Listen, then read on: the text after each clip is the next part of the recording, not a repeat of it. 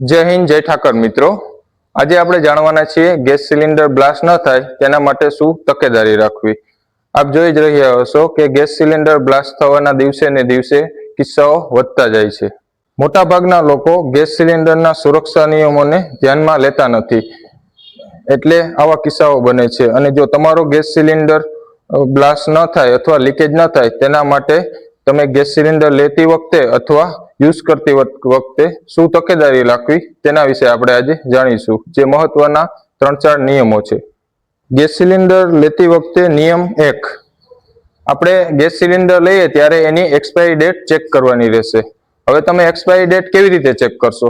તો કે 4 આલ્ફાબેટ આપેલા હશે, ABCD, એમાં મંથ લખેલા હશે અને પાછળ એને 2 ડિજિટ આપેલા હશે જે વર્ષ દર્શાવતા હશે।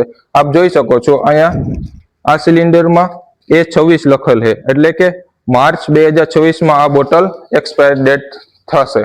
નિયમ બીજો, રસોડામાં ગેસની બોટલ રાખો એની પાસે ફ્રીઝર ના રાખવું, કેમ કે ફ્રીઝરની હીટિંગના લીધે ગેસનો બોટલ ઓવર હીટિંગ થાય અને એ બ્લાસ્ટ થવાની શક્યતા વધી શકે છે।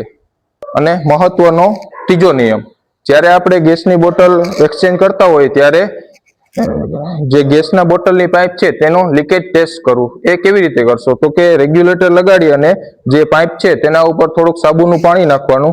જો પરપોટા નીકળતા હોય તો એ પાઇપ લીકેજ છે, તો એ જોખમદાયક છે, ગમે ત્યારે ધડાકો થઈ શકે। તેના માટે આપણે પાઇપ રિપ્લેસ કરી નાખવાની, જેથી ગેસ લીકેજ ન થાય।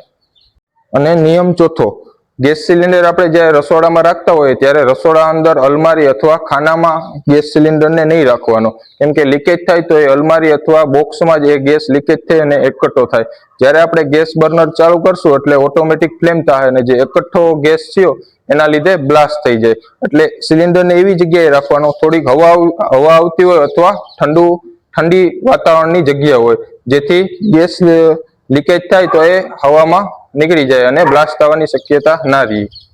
તો મિત્રો, આ ગેસ સિલિન્ડરના 4-5 નિયમોથી તમારે માહિતગાર થવું જોઈએ, જેથી તમારું સિલિન્ડર લીક ના થાય અને બ્લાસ્ટ ના થાય, જેથી તમારી સુરક્ષામાં કોઈ હાનિ ના પહોંચે। અને જો આ વિડીયો સારો લાગ્યો હોય તો તમારા ફ્રેન્ડ સર્કલમાં શેર કરજો, જેથી એને પણ આ ગેસ સિલિન્ડરના નિયમોથી માહિતગાર થાય અને એનો સિલિન્ડરની માહિતી એને પૂરતી મળી રહે।